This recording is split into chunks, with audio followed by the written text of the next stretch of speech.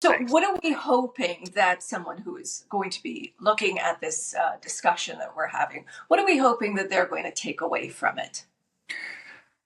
I would say that the biggest thing is that no matter where you are on your journey, on a journey, it may feel very lonely, but you are never actually alone. There are more people who have been through what you've been through. What you're feeling and experiencing is very valid, very normal, quote unquote, whatever that means. But more importantly, that you're not the first human being. You're not the only human being who has felt this way or is experiencing this. My hope is that helping you to feel seen, heard, and understood in your experience will help you feel less lonely and less alone. Now, it sounds like you felt alone when you were going through some of your difficulties. Am I correct? That is correct. Yeah. For so long, I felt not only disconnected or detached from myself, but not really understanding who I was inhibited me from kind of showing up as I wanted to, find kind of fully wholly myself for and with others. Um, I, as a child, I was diagnosed with incurable mental health conditions and diagnoses that I would kind of attach to as a form of identity, as I was still figuring out who I was, who I wanted to be, and what I was doing. I was diagnosed with Tourette's syndrome at 17, and then over the course of the next couple of years, diagnosed with anything and everything else that kind of co-occurs with it. I was treated with medication for about 20 years, even though I knew kind of underneath all of it that it wasn't who I was and it wasn't what I did. Growing up, everything was kind of outsourced to doctors, so everything became medicalized. And if you go to surgeons cut, therapists work with you, and doctors are going to prescribe medication or diagnose.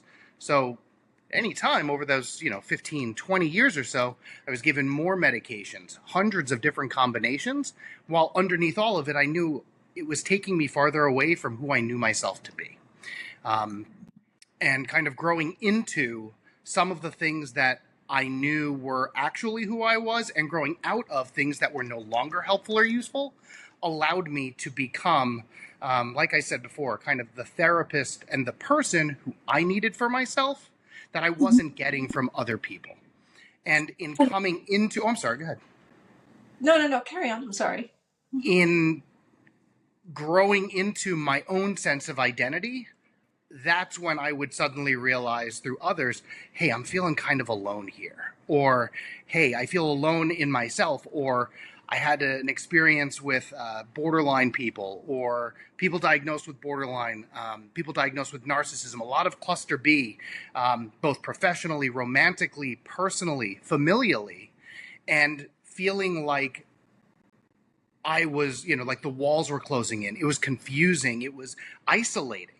And for me to try to make sense of it when I couldn't understand them, let alone myself, it was very disorienting. And so over time, with the accessibility of technology and certain life experiences, traumatic life experiences, that kind of not only called me home to myself, but also called me to empower myself with the information that I never had before, to kind of not only understand who I was and what I was doing, but also understand who they were and why they were doing what they were doing. All right, there's so much to unpack there. I know, First, I'm so sorry. I know, I love it. I love it. First, explain to those of us who don't know what cluster B personalities are like. Great point. Yeah, cluster Bs tend to be those diagnosed with borderline personality disorder, narcissism, antisocial personality disorder, sociopathy, psychopathy. I can't remember if I'm leaving one out. I'm also not perfect, by the way. Like we said before, I will make mistakes and I get things wrong more than I get them right. The comment section can go wild. Cluster Bs tend to be a bit manipulative. They can be. Ultimately, what it kind of comes down to is arrested development and their inability to get their needs met. Histrionic was the other one. They will kind of appeal for attention. They will push and pull you. They will create a grandiose sense of self, but can also appeal for others' attention in a passive way, kind of through those ulterior motives or manipulative tendencies. They also tend to be a bit of that push and pull dynamic. Maybe you've heard of a book called "I Love You, I Hate You, Don't Leave Me." You kind of wind up in a bit of a vortex that is, I don't really know what to make of this right now. And so I grew up with a lot of those mixed messages and experienced that a lot in romantic, professional, and personal relationships. Now, you mentioned that on your healing journey, you not only wanted to understand yourself, but you also wanted to understand them, the people involved in the relationships with you. Why was that necessary? Yeah. It was critical for me to not only understand myself in my environment, but also understand kind of the dynamic between that.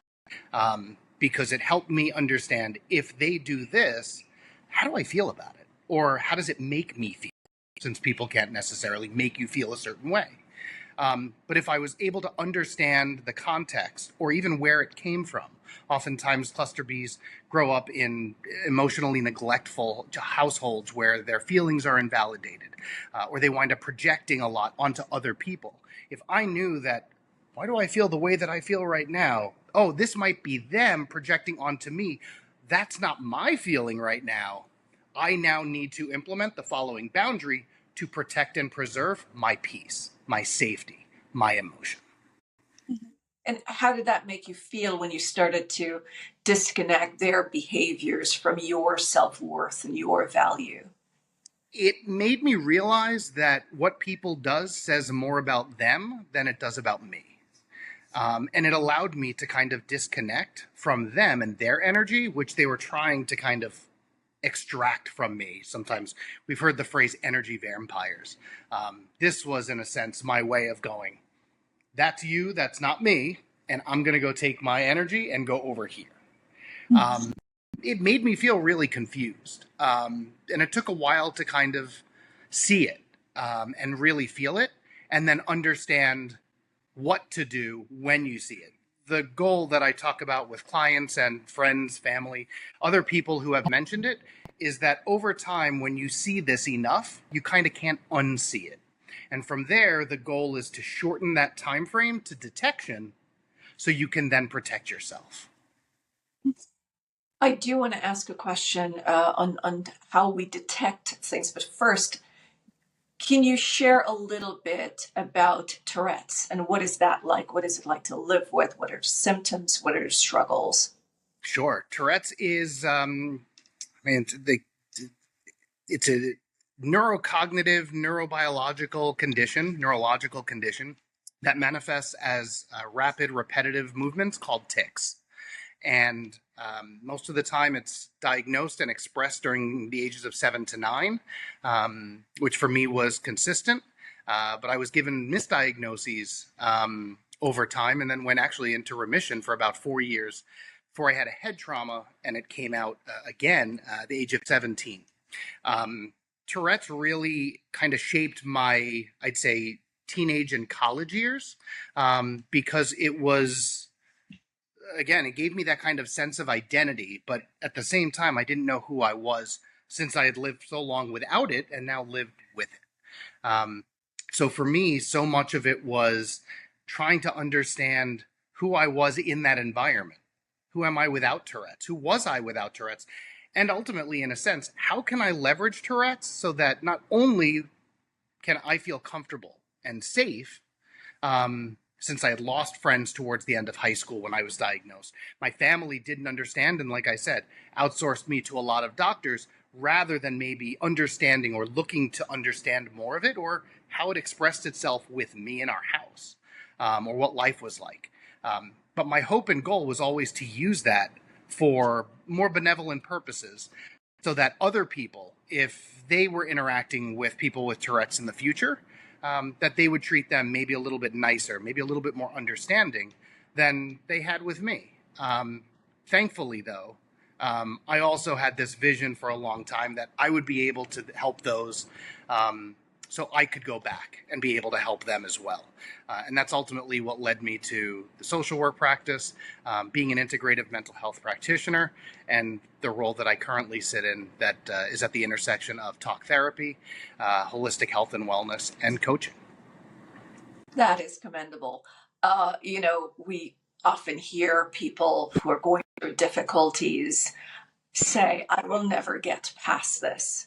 And it sounds like you've proven that trauma, you could get through any trauma, you could become resilient, and you could use it for an experience that's going to benefit others. Now, how did your struggles, your trauma, affect how you chose partners? Romantic partners. That's a great question. Yeah. I would say that a lot of my attachment leaned anxious for a very long time. So, and I would say, right, even still, we can lean into security, we can connect in relationships, and still go, hey, I feel pretty secure right now. Next thing you know, it takes 1 second and you're like, oh no, now the wheels came off. Mm-hmm. I typically gravitated towards, I'd say, avoidant, very common, very consistent with the anxious avoidant trap. If I can only love this person more, if I can only keep my boundaries down, I will prove to them not only that I'm worthy of love, but I'll get them to see who I am and we'll live happily ever after, the end, right? It was so important for me to understand that you can't actually love someone into emotional availability. There is, right, if you say I love you to someone, that's not just a phrase, it's also a verb. I love you. I show you that I love you, I care, in the following ways. For me, it was very much about trying to kind of not save other people, but kind of explain myself or show them, which is very consistent with that attachment, with the anxious attachment. And coming to the realization as I came into understanding myself and others that you really can't force someone into emotional availability because that's undoing their childhood, their trauma, their experiences that they didn't get for 20, 30, 40 years. So I wound up in a lot of relationships that were a lot of that push-pull dynamic. People who became emotionally unavailable after showing that they could kind of show up more, and that's very disorienting, very confusing, and then ultimately very isolating. I've been discarded by narcissists.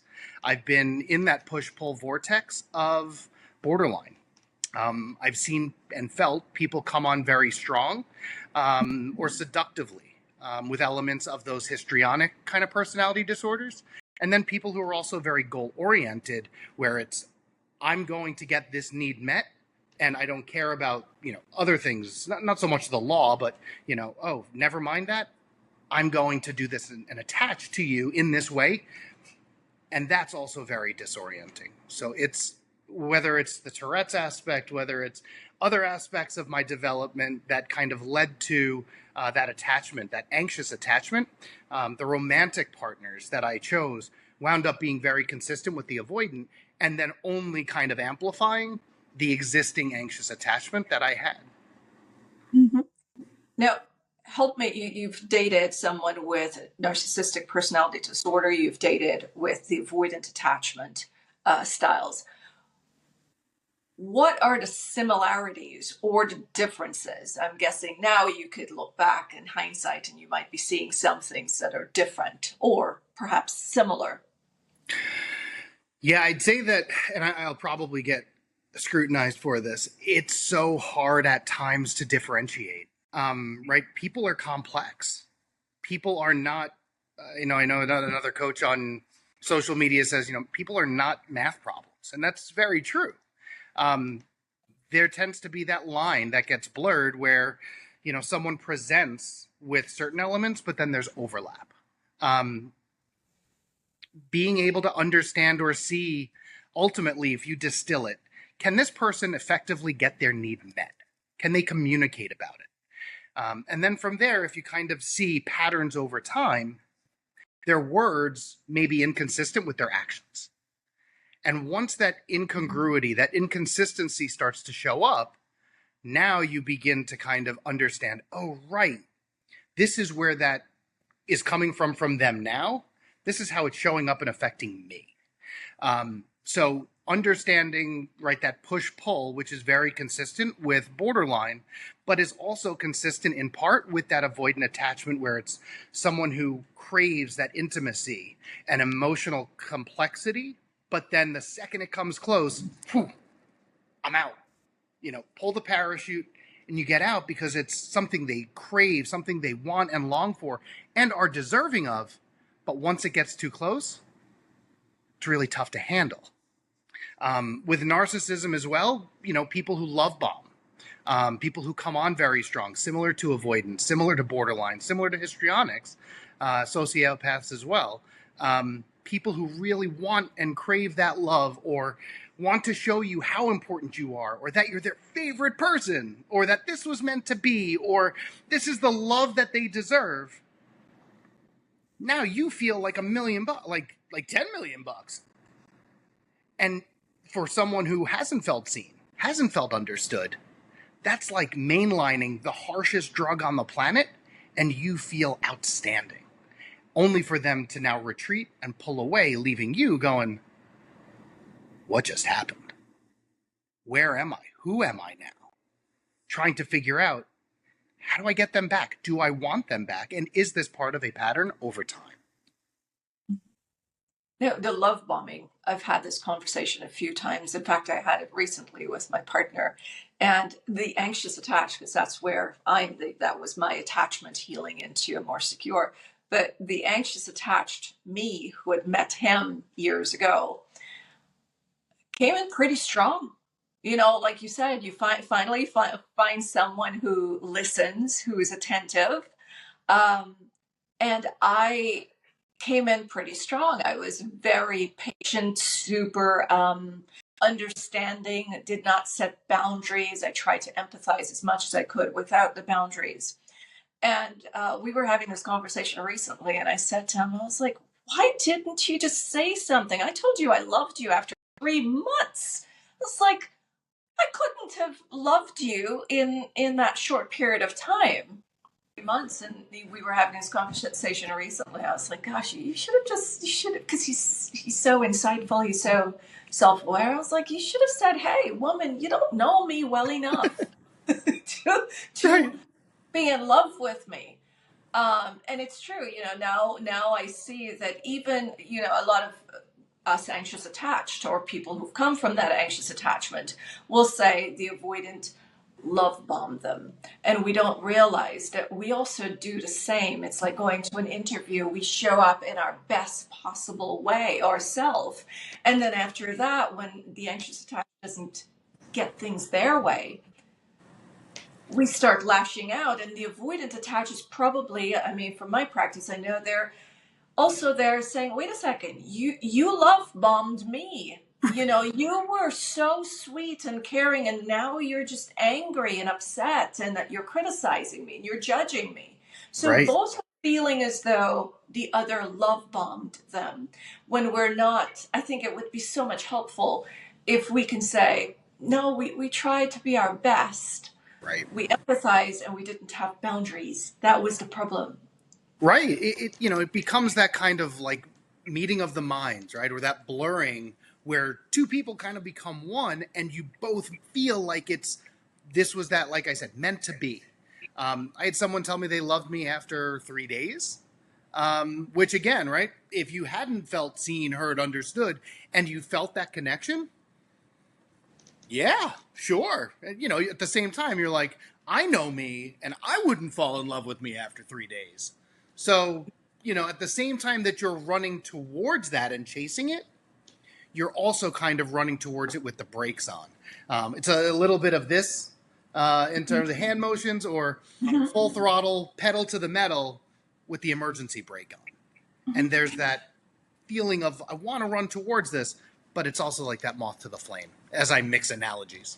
Yes. Well, it's funny that you said that. It's like, I know myself, and I know you can't be in love with me in 3 days, which is exactly what the avoidant and dismissive attached people feel. Like, no, you don't know me. You've never seen me angry. You've never seen me stressed out.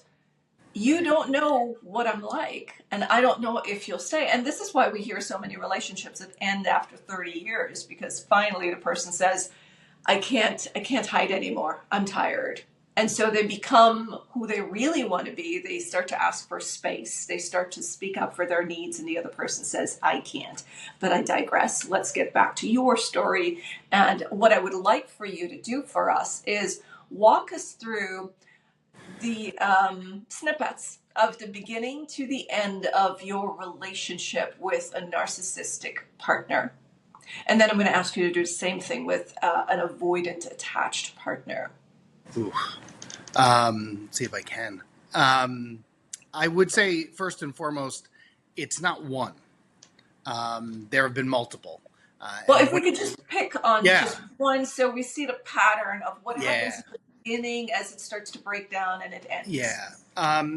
It really kind of started with a lot of effort on their part, right? Putting in a lot of that investment, a lot of that time, mirroring, really kind of making you feel really important and that they're interested. From there, whether it's things like booking vacations or gift giving or, sporting events, different things,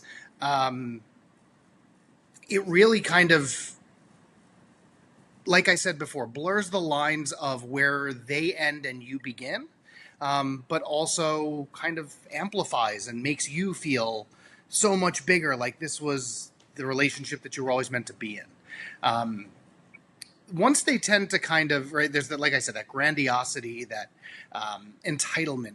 But then if you kind of start to realize you, over time, pick out things or point out things to them that may feel like criticism, or they're really just kind of feedback or observations, they now either shut down or kind of lash out at you or dismiss, deny, invalidate not only what you've said, but also you. You're now a bad person for bringing it up.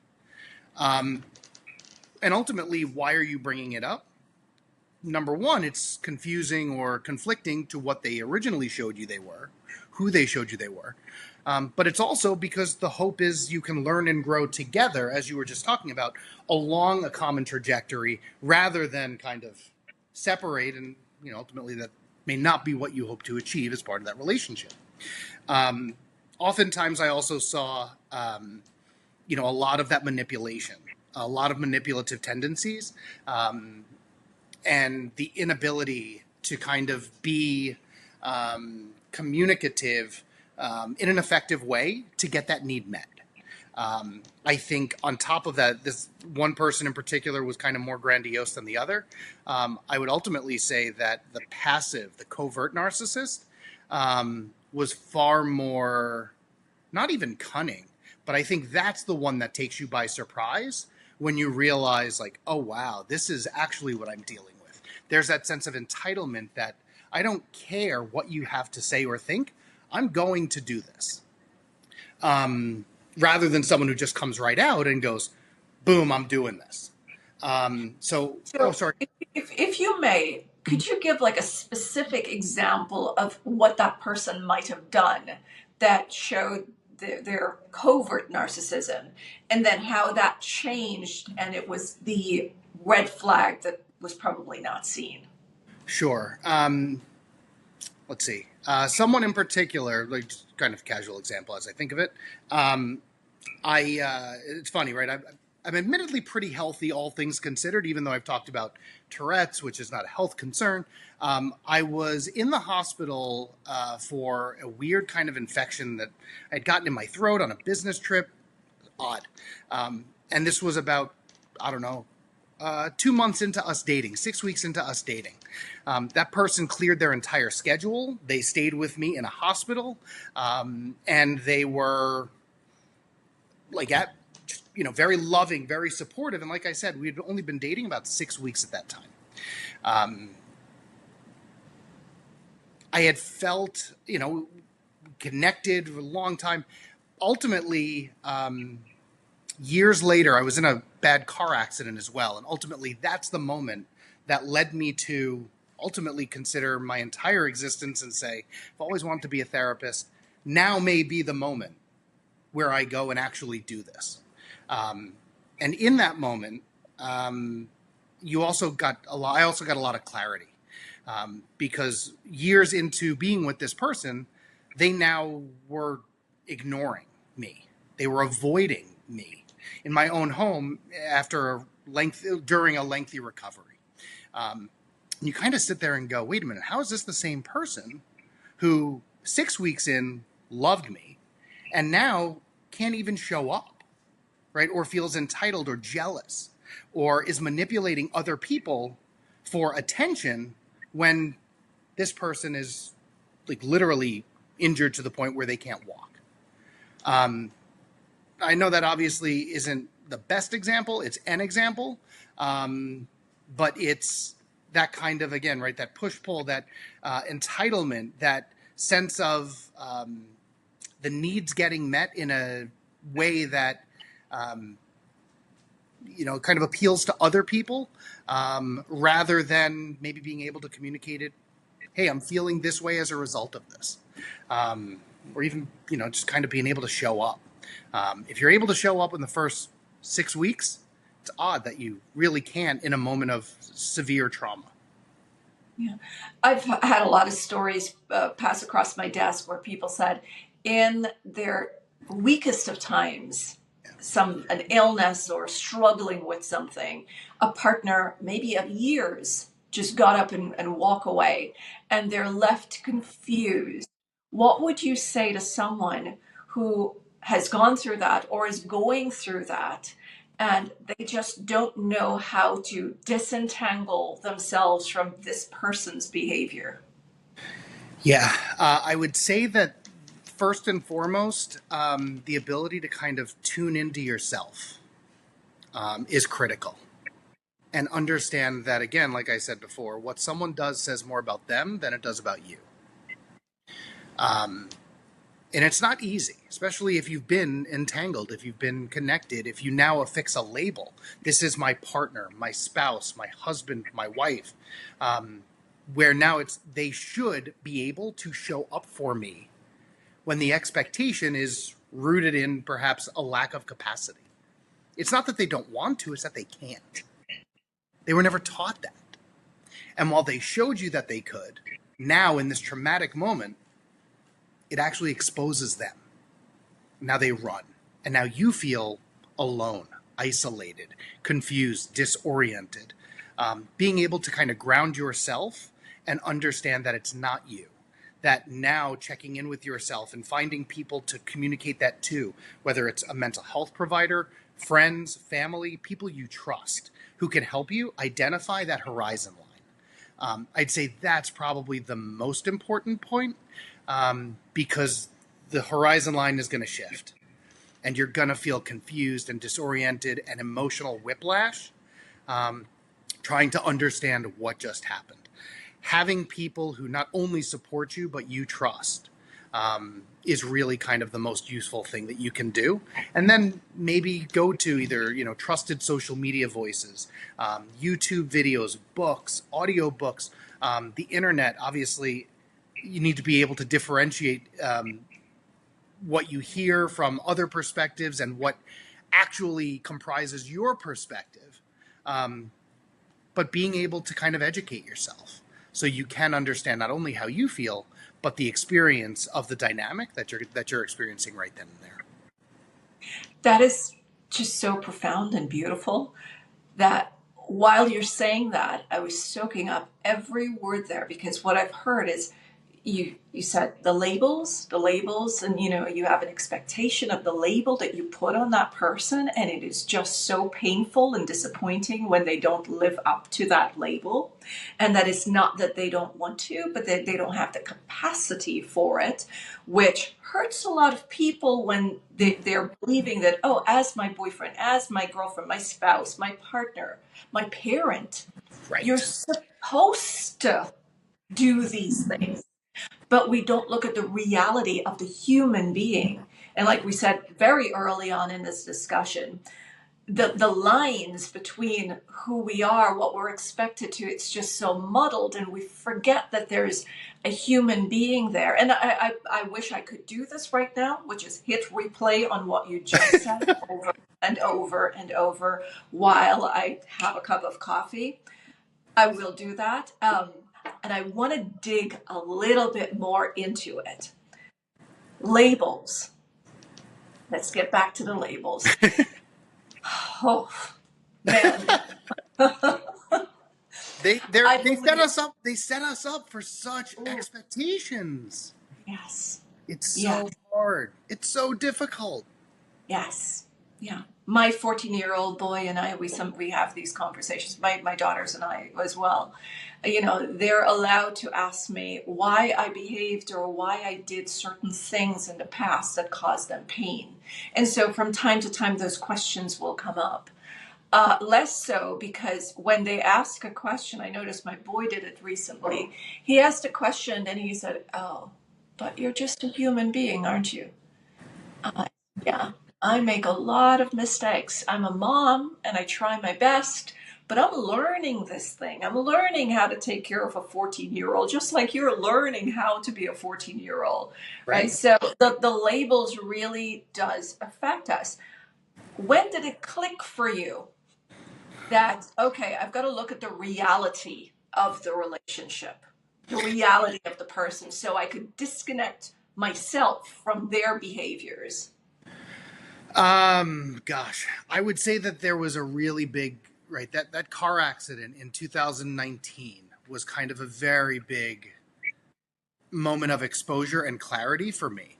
Um, I guess the quick backstory is that after being on medications that, for 20 years, I had actually started to get off of them. And I had been clean at that point for a year. So I was now living life unfiltered for the first time in basically my entire life. And in coming into my own sense of clarity, I was now also able to see others and what they were truly capable of, or what their capacity was, independent of those labels, like you said, parent, wife, partner, boss, manager, because this transcends just the romantic and personal or familial. Um, so for me, I think then the car accident, when trauma kind of brought out the worst in people, you started to kind of see people acting self-centeredly, selfishly. Their needs weren't getting met in a time of crisis, and it technically wasn't even about them. And being able to kind of understand and see, kind of like I said before, tuning out all the other noise and focusing on my own healing wasn't only literal, it was figurative as well. Because now you're starting to see people who you learned from and their inability to truly see or hear what's going on. Truly, like removing the label, or like I said, a wife, a partner, some even friends, right? Friends who say, I'm really upset that you didn't tell me about your car accident. And you're like, I physically had an avoidance to doing so because it was traumatic, or I haven't gotten there yet. Um, those kinds of moments, including, right, that kind of narcissist exposure, when you realize that you're dealing with someone where the walls are closing in, that confusion kind of disorients you, but now you're going, all right, cool. This person is my partner, my wife, my parent. Can they show up for me if I remove that label on a human level? Like you said before, there's no book on parenting and there's no book on how to grow up. Just because you're a parent may not necessarily, there's no course you take that says when a child feels this way, do this. Oftentimes, it's what we learned in our own development. So, in those moments where you kind of say, this is my parent, or my friend, or my spouse, or my colleague, or my boss, if you remove that label and distill it to, how do I feel about this situation? Not the person. How do I feel in this dynamic? And if then you can kind of go, you know what, I don't really feel like this is reciprocated. I don't feel like the energy is reciprocated. I feel really drained. Or why do I constantly have to explain to someone who cannot understand or hear what I'm saying? Now it becomes impersonal, and you realize you have to protect your energy that is a part of yourself and your life force, not this person is a bad person or what they're doing is bad. It's really now, who am I and what am I doing in this moment? How do I feel about it? That is very Buddhist, by the way. It's a very Buddhist practice to be present and see things for what they are and make a decision. Do I embrace it or do I walk away? Now, in hindsight, what would you do differently in past relationships so that you could avoid the kind of pain and turmoil? I'm glad you phrase it like that, because I wouldn't change anything. I have taken the mentality for a very long time that my experiences made me into the person I am. And if I were to remove it, I wouldn't be who I know myself to be. And I learned a lot from them. My journey is unconventional, but it's also uniquely mine. I don't look at those kind of past relationships in a victim mentality, because those were also some of the moments and some of the people who were some of the best teachers in my life.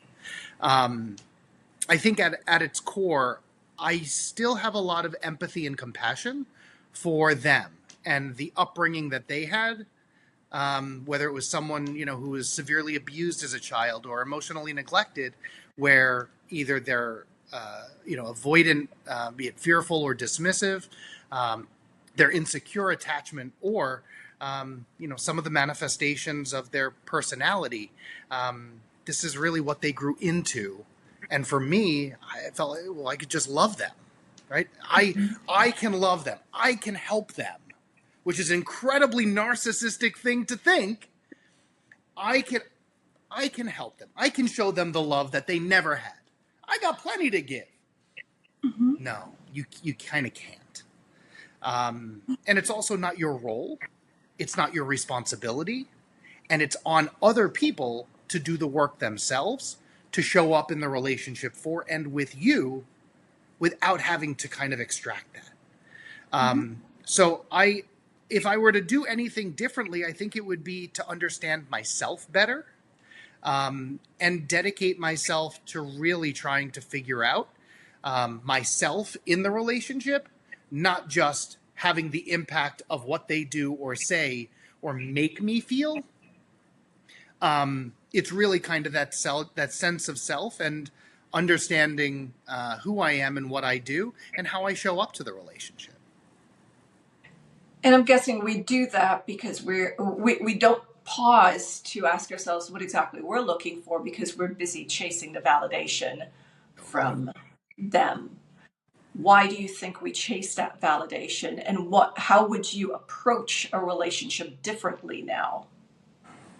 Wow, those are two very good, profound, difficult questions too. Why do we chase the validation? I mean, we can go back to our childhood and say, were we seen and validated growing up?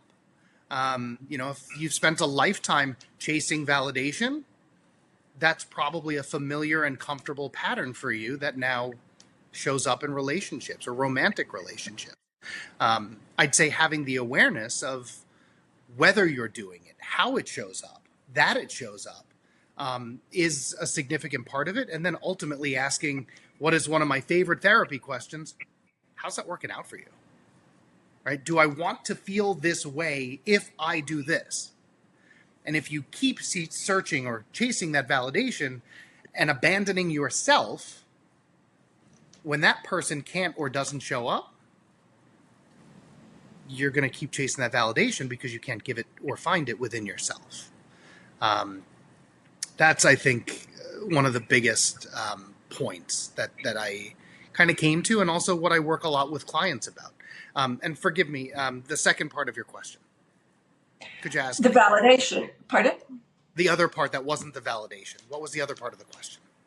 The I believe it was how would you approach relationships differently now in terms of validation? And to add to that question, how are you finding your validation? How are you able to validate yourself? I guess I'll answer it backwards. When you said before, it's a very Buddhist kind of mentality. I think a lot about the Stoics, or at least I did in the past, because I think for a lot of the personality disorders and attachments, that's kind of extreme. On the other side of that extreme is Stoicism, right? Let someone do that. Disconnect and disengage and take care of yourself. Can you show yourself that you're going to be okay? Right? If it's all about getting needs met and surviving, do you understand? What do you need to understand about yourself to know that you have the skills, the abilities, the capacity to be okay and survive in this moment, and let other people do what they want to do? Right? So if someone's chasing validation and I now feel like I'm getting mixed messages, the push and pull is back. Someone is actively avoidant as they kind of pull me closer. I will now disconnect and disengage, and it will confuse them because they oftentimes lack awareness that they're doing it because it's such a familiar pattern of themselves. So being able for them, and they'll come back to me and go, "Hey, so what happened? I saw you disengaged." And it's like, I don't just disengage for the sake of disengaging. There's a cause and effect to this where I don't feel safe. I don't feel comfortable. I don't feel validated in myself in this dynamic right now, not from them.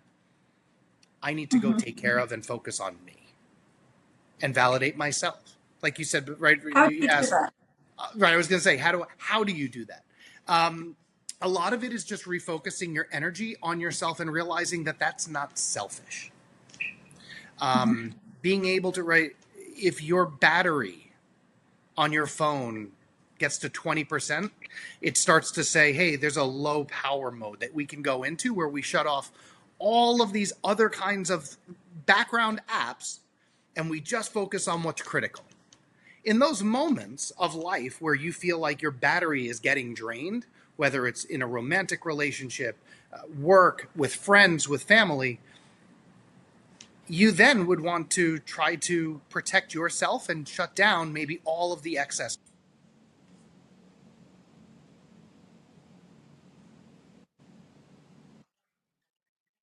Nope, we're still here. I mean, Restart studio. I know we're still recording, but I got that same error that says audio video frame error, no, unable to so we add didn't. current We audio just. video frame. Everything of, I see you exactly as we started. It's exactly the same. but So you just pick up. it's given me that restart studio though, and I know we're gonna For splice this you to together, but restart, yeah, it's telling me to restart. it's recording from here. I'm gonna take a picture of this. I'll send it to you whenever we do it. But Okay. anyway, we'll Uh, see. We'll see if we can keep going. yeah. I mean, it says So, still recording here. okay, my screen. You'll see it. Um, how do you validate yourself? I'll pick it up. Mhm. There's a good line I had about it too. All right. Hang on, let me think. Right. Validating yourself is also checking in with people who you trust, and being able to kind of focus on what's important to you. I talk a lot with clients about, like I said before, kind of tuning out the noise and focusing on the signal and winning certain situations. How do we do that? Win also spells out in the acronym what's important now, right? When I was being discarded by who I believe to be a narcissist after a car accident that left me unable to walk for 8 weeks or so, a lot of things were going on, right? The relationship, me understanding what was happening, my physical health, having to deal with work, being on disability, friends and people, insurance issues, legal claims. There's a lot that was going on, and it's all important. They're all priorities, but being able to isolate it and say, okay, what's one thing I can do? How do I take one step right now and prioritize something that's good for me? How do I validate myself in this moment and be able to kind of keep making progress, even though we know progress isn't linear? How do I try to build that momentum and say to myself, okay, what's important now? That may be, let me check in with a friend of mine. I want to feel connected. Let me ground myself. Let me watch a YouTube clip that educates me and makes me feel like I'm not alone, like someone can try to explain this to me. So being able to validate yourself is, in a way, tuning out a lot of the outside noise in the world and being able to really ask yourself, what do I need right now? Can I be the parent, the therapist, the caregiver, the partner who I expect to take care of me? But the reality is all the answers are within you, and you know what you need. All right, now I've got a client who might benefit from this one. This is a client who has been in a long-term relationship. The client is more anxiously attached. Long-term relationship with someone who is fearful, avoidant. They've been on a break for a few months. Now, she wants to work on herself so that she can get back with the partner. He's overwhelmed with a lot of things. You can tell that he does want to get back together, but there is a lot of overwhelm. And they do stay connected. But if this client does not hear from this, we're going to call this person an X for now, within 24 hours, starts to move into 36, panic sets in. She's unable to change her mind from the state it's in, that overwhelm and the fear, and move it towards something that would help her to stay grounded. What advice would you give to someone like her? I would say, I would make an analogy to running. And I know this isn't going to sound totally relevant. If you were to go running first thing when you woke up in the morning, your muscles are all tight and you're probably going to pull something because of the rigidity, right?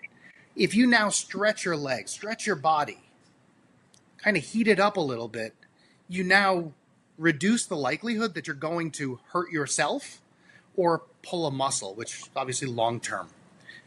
And the reason I make that analogy is because I think a lot of that is rooted in psychological flexibility, right? Being able to see other perspectives. If that person doesn't get back to you right now, is that okay for you? Can it be okay? Are you open to the possibility that they could be busy and that it's not that you're not important, it's that you're also important and they're taking care of something else, or that they're currently dealing with something? I would say that ultimately draw that attention back to you. How can we help you? How can we ground you to bring that safety, that security, that validation back into yourself? Even as we realize that in those moments, easier said than done, and that if we're dealing with a trigger that is lifetime in the making, it's not that easy. You might really want to just check in with yourself and say, what is it that I feel right now? Do I feel disconnected from that person? And if so, how can I help myself feel maybe more connected right now?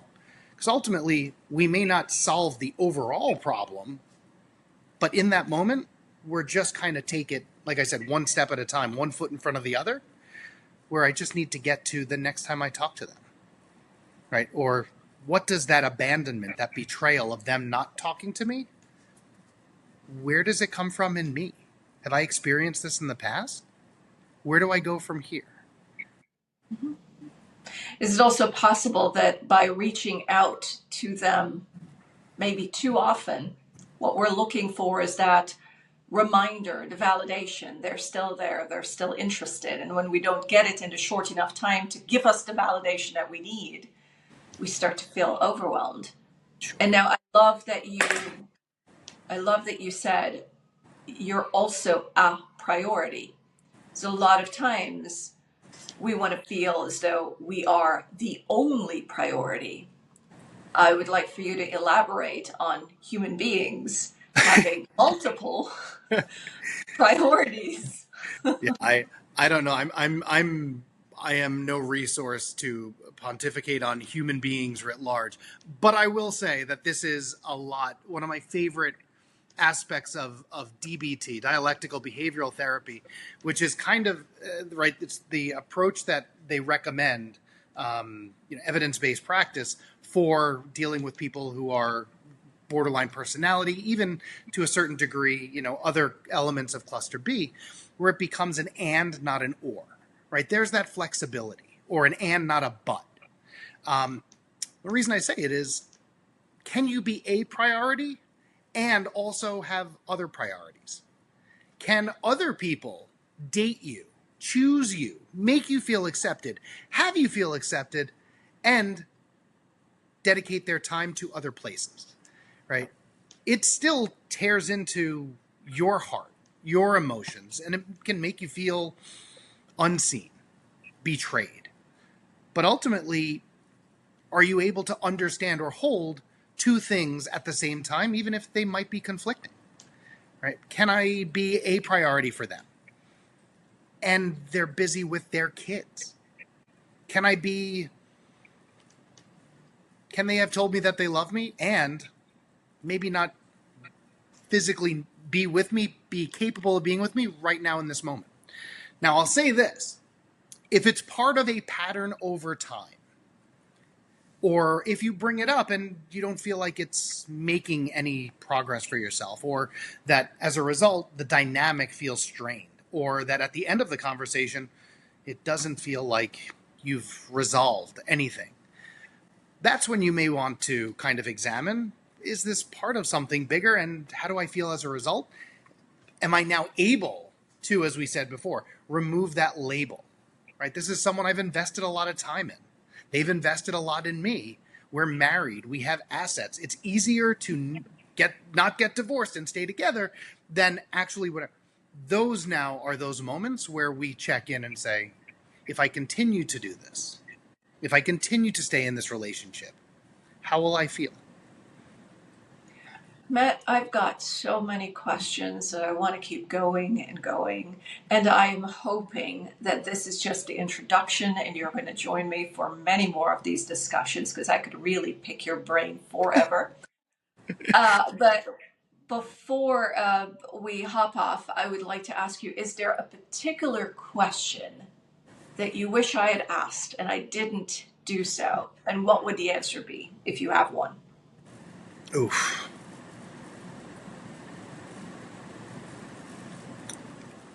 I don't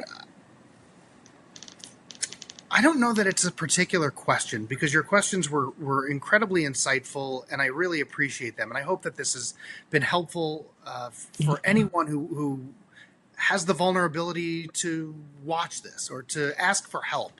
I would say that, ultimately, we're not perfect, right? We are perfectly imperfect as humans. We're not broken. There are things that happen to us that shaped our perspectives and our lives. And it's up to us to make it into something, whether that's good, bad, even though there is no such thing as good or bad, more labels, right? But that we're really just trying to do the best we can with the information we have at this time and still have room to grow. Another one of the, DBT kind of mantras. I'll be honest, right? Growing into this identity of being a therapist now, I've had it used against me, right? The second you don't listen, now it's, oh, you're a therapist. You call yourself a therapist, right? We're not perfect. Those are labels, right? We're all just doing the best we can. And I say that in part because it's right. Again, it's not a question that you didn't ask, but I can talk about this conceptually, but it doesn't mean I'm going to get it right every time. And it doesn't mean I got it right in the past. It means that I've used that to inform my future, and where I came from is where I'm also going. And ultimately, what led me to try to help other people sort out the elements of their life. Ultimately, I'd say, you know what? I will change my mind. If there was a question you could have asked, it would have been, what are some of the best resources for people in those moments where we feel the walls closing in, or that we don't have enough information, or we don't know, we're really confused and disoriented? The reality is all of the answers are within you. And it just takes friends, family, a therapist, a coach, professor, teacher, partner to facilitate it out. Because if we don't, sometimes life will, through different circumstances, different people. But ultimately, like I think the Beatles said, try to see that it's all within yourself. No one else can make you change. And ultimately, it's on us to do it. It's not only our responsibility, but it's on us to become not only who we are, but where what we do reflects who we are at our core. The answers are within you. I cannot tell you how many times in our conversation I've had goosebumps. This has been incredibly wonderful. You must promise that you will try your best to come back and I'd let's be honored. continue this. I'd be Uh, honored. Thank you for having me. Again, I hope thank, it was helpful.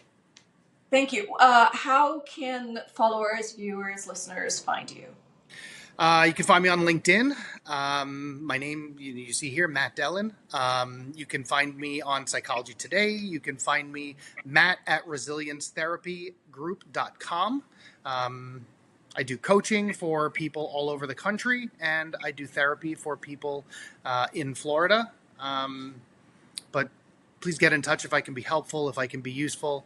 And I look forward to hoping to have the opportunity to help you find your new normal and create your future. Thank you so much, Matt. Thank you. My pleasure. Oh, this was incredible.